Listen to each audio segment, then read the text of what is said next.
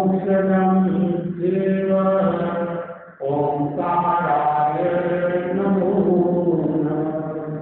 ओंकाराय नमो नमः। चरिता ध्यानभंगासन चक्रवर्ती नदिप्रियो संति संति करे गए पट्टो गए मनुष्य आराध्य के पावन चरणों में वंदन। पत्र विराजित मुनिवृंद, धर्म प्रेमी भाइयों और बहनों, आगम की वाणी है। जो व्यक्ति सम्यक ज्ञान को प्राप्त नहीं करता वो दुखी होता है। परमम नाम कौशल्या, मैं जानू फिर आचरण करूं। जो जीव को नहीं जानता, अजीव को नहीं जानता, वो संयम का पालन कैसे करेगा। कई तरह के जीव होते हैं। कुछ जीव ऐसे भी होते हैं जो मारने से मरते नहीं है, काटने से करते नहीं। क्या ऐसे कोई जीव हो सकते हैं संसार में? ऐसे कौन से जीव है जो मारने से मरते नहीं, काटने से करते नहीं, जलाने से जलते नहीं, जलाने से डरते नहीं, कभी नहीं मरते वो जीव। मारने अपना मरते, अरे बात अपन मार करते नहीं। ऐसे कौन से जीव है? कभी सुना आपने बात? ऐसे भी कोई जीव होते हैं, उसको बोलते हैं भगवान आदमी से जीव, भगवान सूक्ष्म जीव कह सकते हैं। वो कहाँ है? ऐसी कौन सी जगह है जहाँ नहीं है? हर जगह है। यहाँ भी जीव है, अनंत संख्या में जीव सब जगह एक कण कण में जीव फैला हुआ है। अब कोई आपसे पूछ रहे, जिसे मैंने कहा कि पूरा ये होल असंख्य जीवों से भरा पड़ा है, तो क्या यहाँ शरीर यानी जीव जाता है कि अजीव जाता है? ये मेरा प्रश्न है। इस होल में जीव जाता है या अजीव जाता है? बोलो, जीव जाता है। कौन बोला अजीव जाता? कैसे? बोल तो दिया, बताओ कैसे? आपने बोला अजीव जाता है, कैसे? समझ नहीं आए। तो ये कहा जा रहा है तत्व ज्ञान की दृष्टि से जीव की अपेक्षा अजीव ज्यादा है। कितने ज्यादा है? कितने गुना? कम से कम 8 गुना अजीव ज्यादा है। वो कैसे? मैंने बोल तो दिया कि जीव की अपेक्षा अजीव 8 गुना ज्यादा है। वो कैसे? एक जीव के कितने कर्म होते हैं? 8 कर्म। और कर्म जीव का जीव कर्म जीव है। इस अपेक्षा से जीव की अपेक्षा से 8 गुना अधिक यहाँ पर ध्यान समझेगा। जहाँ भी जीव है वहाँ अजीव 8 गुना अधिक रहता है। तो कुछ ऐसे जीव होते हैं जो आंखों से दिखाई देते हैं, और कुछ ऐसे जीव होते हैं जो आंखों से दिखाई नहीं देते। वेंद्री के, केंद्री के, चतुर्न्द्री के, पंचेंद्री के ऐसे जीव है जो आंखों से दिखाई देते। हालांकि दिखाई तो जीव नहीं देता, दिखाई तो शरीर ही देता, लेकिन इसके आधार पर वो कह सकते हैं कि ये जीव दिखाई दे रहा है। जैसे आप मेरे लोग बैठे हैं, हमको दिखाई दे रहा है, आप मुझको देख रहे हैं, हम आपको देख रहे हैं, जीव को देख रहे हैं। तो कुछ ऐसे जीव है जो दिखाई नहीं देते। वो कौन से? एक इंद्रिय वाले जीव होते हैं। पत्रिकार, अबकार, तेजसकार, वायुकार, मनस्पतिकार, ये 5 कार ऐसे जीव है जो दिखाई नहीं देते। इनका भी शरीर है, ये भी खाते पीते सब काम करते हैं, लेकिन एक इंद्रियों से करते हैं। एक प्रश्न पूछा जा रहा है कि आप सब लोग पंचेंद्रिय है, हम भी पंचेंद्रिय है, क्या आपके अंदर कोई वेकेंद्रीय जीव है? क्या आपके अंदर कोई वेकेंद्रीय जीव है? क्या आपके अंदर कोई बैटरी जीव है? क्या आपके अंदर 3 इंद्री वाला जीव है? क्या आपके अंदर 4 इंद्री वाला जीव है? क्या आपके अंदर 5 इंद्री वाला जीव है? समझ में मेरी बात आ रही? किसी सारी बात है, मैंने कह दिया और आपने हाँ भी कर लिया, तो आपके अंदर यानी किसी के अंदर जरूरी नहीं सभी के अंदर वो हो, लेकिन किसी के यहाँ पे इतने लोग बोलते हैं तो किसी के शरीर में 1 इंद्रिय वाला जीव होगा। वो कैसे? क्या चीज? बैक्टीरिया? नहीं। और बताओ, शरीर में एक बीमारी मान लो, सिर्फ बीमारी कहते हैं, वो बीमारी हो गई, वो एक इंद्रिय है।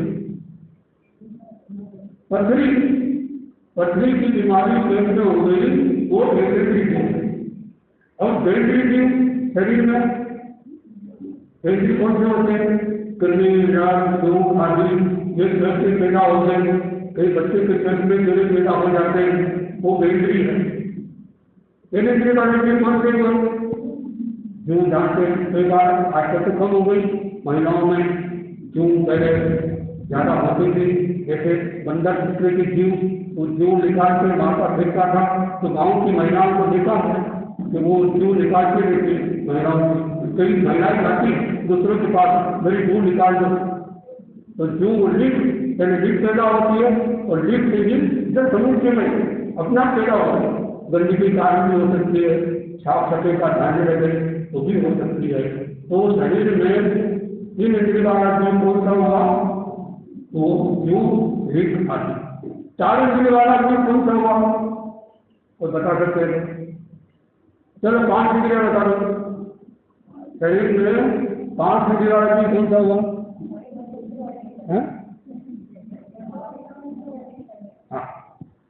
कोई महिला को दोनों पेट में जीव आ गया, बच्चा आ गया, ऊपर गिर गई।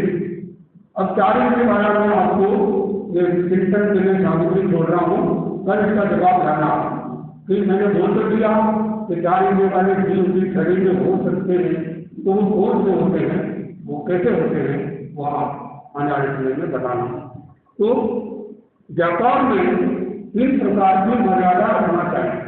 व्यापार भी मनुष्य के लिए यानी गृहस्थी के लिए जरूरी हो सकता है, संसारी आदमी होते हैं। तो असीम, मसीह और कृषि 3 तरह के व्यापार हुए।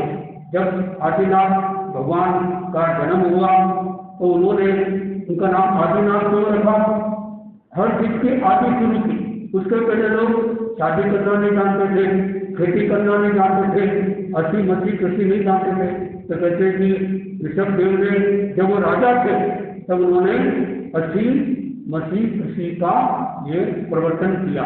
असी यानी तलवार भी लड़ना, युद्ध आदि करना, ये भी एक प्रकार का व्यापार है असी का। तलवार, बंदूक, माला, छुरी आदि शास्त्रों से हिंसा करने का मर्यादा उपरांत त्याग करे। चक्की, ओखली, मूसल, फावड़ा आदि का परिमाण करना भी इसी के अंतर्गत आता है। ये असी। दूसरा मछली यानी पेड़, कलम आदि, ये व्यापार का काम होता है, कलम से लिखा जाता है।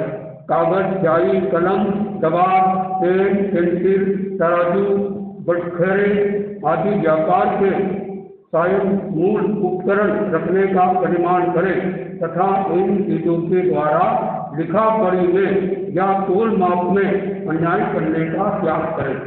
एक आदमी किसी सेवजी के पास में गया और उसके कान में पेन था, लिखने का कलम गिर गई, तो वो आदमी बोला छुरी गिर गई, छुरी। और छुरी का है, ये तो कलम है। बोले आपके लिए कलम है, हमारी छुरी के समान। मतलब गलत खाता करोगे, 2 नंबर का 1 नंबर आदि करोगे, व्यापार में प्रामाणिकता नहीं रखोगे तो ऐसा होगा। व्यापार में प्रामाणिकता कितना अच्छा।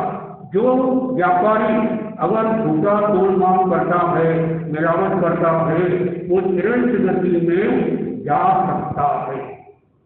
संत बैठे थे, सामने दुकान थी, दुकान के आगे एक आदमी बैठा था, उधर से एक बकरा आया, तो नौकर लोगों ने बकरे को मारने की कोशिश की गई। बकरा तो जाता ही नहीं, फट्टा फट्टा मोटा बकरा था।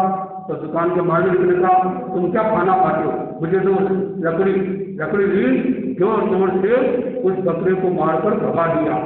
सामने संत बैठे थे, संत ये बात देखकर हंसने लगे। तो उस आदमी ने देखा, वो आए, बोले महाराज साहब आप तो हंसने की बीमारी थी, क्यों? और सुबह मेरे घर में दूसरी आए तब भी आप हंस रहे थे, शाम को मैं मकान बना रहा था तब भी हंस रहे थे, और अभी वो बकरा को हमने मार के भगाया तो भी आप हंस रहे हो। तो बोले सुनो थोड़ा टाइम है, हाँ थोड़ा टाइम है, सुनो देखो ये जो बकरा आया था, ये बकरा कौन था? बकरा था और कौन था? ये बकरा तुम्हारे पूर्ण जन्म का पिताजी था। अच्छा पिताजी था? वो कैसे? बोले इसी दुकान पे बेचता थे और झूठा तो माफ करते थे, तो ये मर कर बकरा बन गए। तो यहाँ क्यों आए? इनको ज्ञान हुआ, 40 ज्ञान हो गया बकरे को कि मेरा लड़का है और मेरे पीछे कसाई पड़े हुए हैं, यहाँ मैं सुरक्षित रहूंगा, और तुम ऐसे अपने बाप के कपूत लड़के निकले, अपने बाप को मार के भगा दिया। ओहो मेरे पिताजी तो बड़ी गलती हो गई, अब जाके बताता हूँ। बोले अब तो वो काम पूरा हो गया, उसको मार दिया गया। तो सुबह जब मेरे घर पे आप पहुंचने आए तब भी आप हंस रहे थे, क्यों हंसे? बोले जो घर में लड़का पोता था, पोते ने क्या किया? बच्चा है कुछ भी कर सकता है, पेशाब की, कहाँ पेशाब की? तुम्हारी थाली में पेशाब करके खाना खा रहे थे और तुमने उसको अन्य थाली लेकर अलग कर दिया, अच्छा खाने लग गए। बोले बच्चा है, जानते बच्चा कौन था? बच्चा वो कौन है? बोले पोता नहीं, ये पूर्व जन्म में तुम्हारे घर में ये बेरी था, यानी एक नौकर था, और इसने यहाँ पर चोरी आदि की, गलत काम किया और तुमने इसको मार दिया था, ये मरकर इसी जन्म में ये पोता बना था। ओहो अच्छा ये बात। फिर मैं मकान बना रहा था, फिर क्यों ऐसे? बोले शेर जी आप मकान बना रहे हो, तुम्हारा भविष्य तो देखो, इतनी मेहनत से मकान बना रहे हो, खाने की फुर्सत नहीं, खून पसीना एक कर रहे हो, 7 दिन बाद तुम्हारी मौत है। अरे महाराज सब तो झूठ नहीं बोलते, 7 दिन बाद मौत है, वास्तव में सारे काम क्या आएगा? ऐसी प्रेरणा उसको मिली, वो फिर अच्छी संगत में आकर उसने कल्याण कर लिया। तो कहने का भाव ये है, व्यापार करते हो तो झूठा तोड़ माप नहीं करना, अपने सावधानी हुए बाद में वो साधु बने, उन साधु का नाम बताना। जब वो नाथद्वारा में किसी के यहाँ दुकान करते थे कपड़े की, तो वो कपड़ा कोई माप लेने आता, तो पहले के समय में कपड़े में वो फोटो होते थे, हाथी के, घोड़े के, आदि के, तो वो 13 मेरा काटता, सीधा नहीं काटता, तो सीधा काटे तो बोले वो कट जाएंगे, हाथी घोड़ा कट जाएंगे, यानी प्रतीकात्मक इंसान भी होती। तो आगे जाके वो कौन बने? एक बड़े अच्छे धर्मसंघ के अच्छे बड़े संत बने स्वामी जी के समय। और स्वामी जी ने कहा जब उस संत को याद करो तो पहले देख लेना उसके हाथ में चाकरी तो नहीं है। जैसे बोलोगे स्वामी जी ने याद किया, चाकरी छूट जाएगी, हाथ छूट जाएंगे, और कई बार चाकरियां छूट गई। उनका नाम था, बता सकते हो? नाथद्वारा के खेस्ती स्वामी, ऐसे संत हुए वो, और जिनका नाम किसमें आया? युवाचार्य की लिस्ट में नाम आ गया था। किसने लिखा? भाई माली स्वामी ने जिस मंडी को कहा कि लिखो मैं लिखाता हूँ। बोले गुरुदेव 2 नाम कैसे? बोले मामा भांजा, खेस्ती राजचंद जी, खेस्ती थे मामा और राजचंद थे भांजा। तो बोले नाम तो गुरुदेव एक ही होना चाहिए, तो एक नाम काट दिया। नाम काटने के बाद भी उनके मन में कोई प्रतिक्रिया नहीं है। और देखो व्यवहारिक बात है, जब कोई युवाचार्य बन जाए या आचार्य बन जाए तो अच्छे कपड़े पहनेंगे, तो वो मामा तो कपड़े पुराने पहनते और वो नए कपड़े पहनते। तो किसी ने उनको चढ़ाया, बोले ये क्या बात है, तुम्हारा भांजा तो अच्छे कपड़े पहनता है और तुम अच्छे पुराने कपड़े पहनते हो। बोले जब शादी होती है तो लड़की की शादी होती है, अच्छा कपड़ा कौन पहनता? लड़के पहनेगा, पिताजी तो ऐसे घूमते हैं बच्चे आप। अच्छा तो वो पास पे बैठते हैं और आप पीछे बैठे हो, तो शादी होती है, घोड़ी पे कौन बैठता है? लड़के ही बैठेगा, ऐसा उनको समझाए। तो ये ऐसे अच्छी मसी कृषि तो 3 तरह का व्यापार होता है। तो इस तरह से अपने को भी, आप लोगों को सभी को इसकी मर्यादा करना चाहिए। खेती भी की जाती है। पहले के समय में ऐसे किसान होते थे जो जेल होते थे, जेल किसान, जिनकी मर्यादा जैसे आनंद श्रावक, कितना सारा उनके पास था, लेकिन उन्होंने नियम मर्यादा आदि कर रखी थी। तो कृषि में हर आदि चलाने का तथा अनाज घास आदि काटने का यथाशक्ति परिमाण करे एवं खेती नहीं करने वाले का खेती से होने वाली हिंसा का समूचा त्याग कर देना चाहिए।